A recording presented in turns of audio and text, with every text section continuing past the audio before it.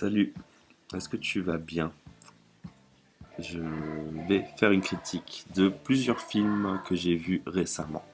Donc ça va aller très vite parce que j'ai pas envie de me prendre la tête. Euh, Moi ça va. Bon alors je me suis retrouvé devant le film The Girl Next Door, un film d'horreur d'une histoire vraie. Ça se passe dans les années 60, une famille qui va mal.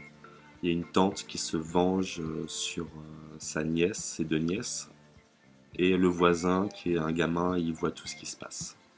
Ça fait très peur, on sait jamais où l'horreur va s'arrêter, et ça m'a fait penser à ma famille d'accueil, les témoins de Jéhovah, que j'embrasse fort. Ensuite, j'ai vu Deux Triangles. Alors, Deux Triangles, je l'ai découvert sur internet, et c'est pas mal, c'est vraiment pas mal. C'est ces gens, ils sont sur un bateau, ils partent, et puis le bateau se renverse. Finalement, ils arrivent à être repêchés par un autre bateau, mais on se rend compte que le bateau où ils sont, c'est pas un bateau très clair. En tout cas, il y a une réalisation impeccable. J'ai été pris au trip du début à la fin. Ça va très vite, ça va très vite. Ça va dans, on sait pas ce qui se passe sur ce bateau. Je peux rien vous dire. Ça fait très peur et le personnage principal joue très bien. Ça va à fond la caisse et ça retourne le cerveau. Un peu comme les films Memento ou Cube.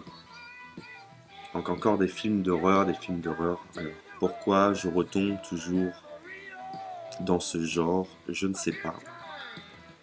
Euh, Peut-être tu peux me le dire. Est-ce que toi aussi tu aimes les films d'horreur comme moi?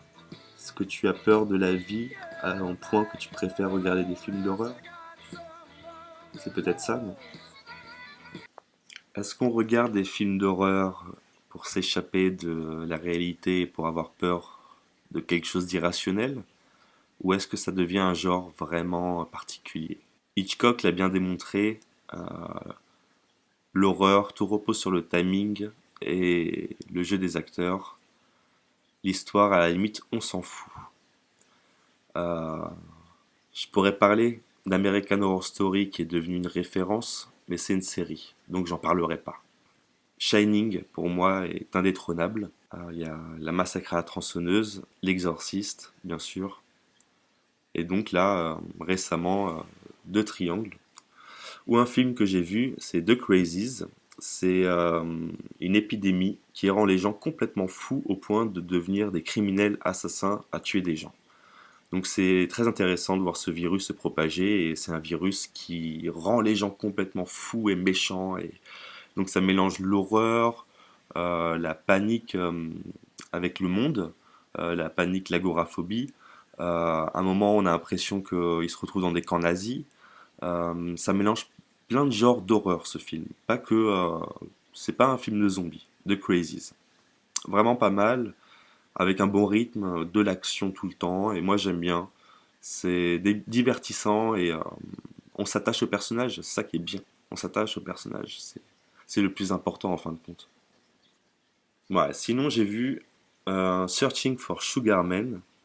C'est l'histoire, enfin c'est un documentaire en fait où un mec est devenu ultra célèbre en Afrique du Sud pendant l'apartheid et après l'apartheid.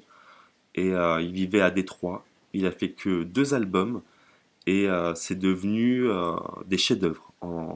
À écouter, c'est magnifique. Sauf que lui, en Amérique, il ne savait pas qu'il était hyper connu là-bas et tout.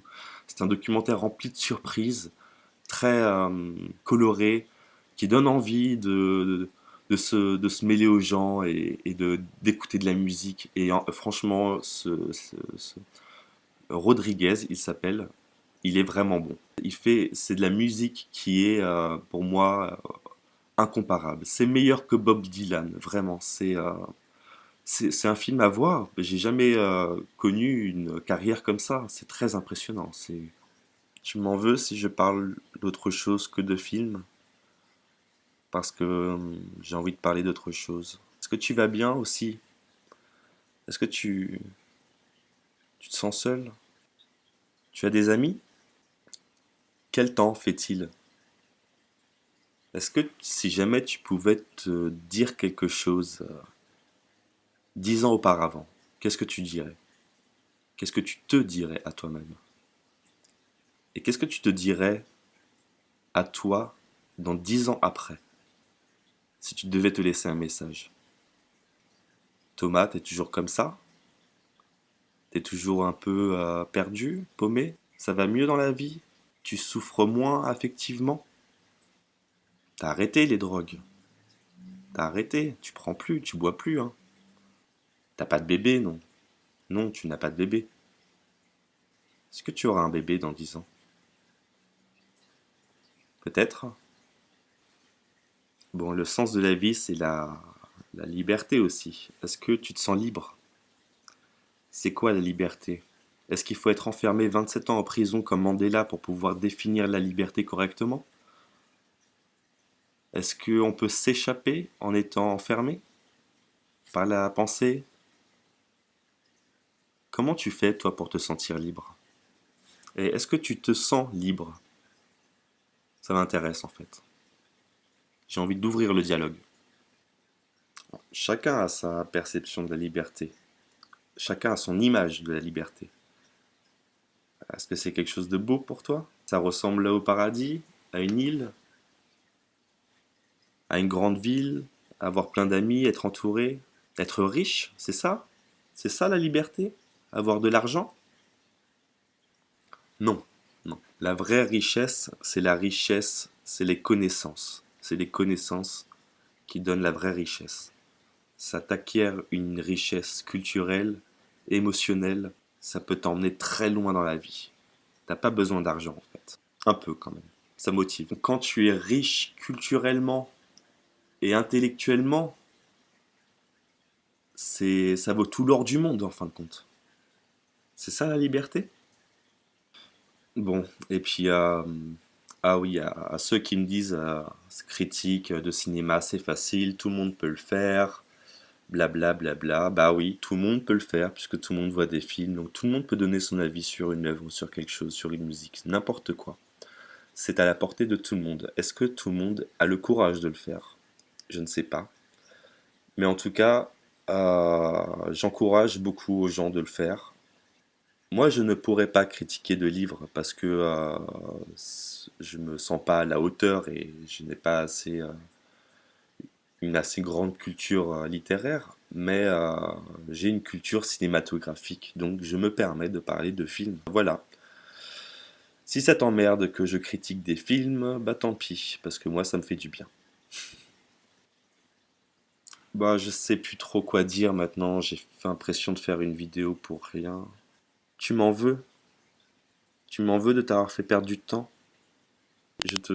La prochaine fois je ferai plus court, plus concis et je travaillerai plus parce que c'était nul là.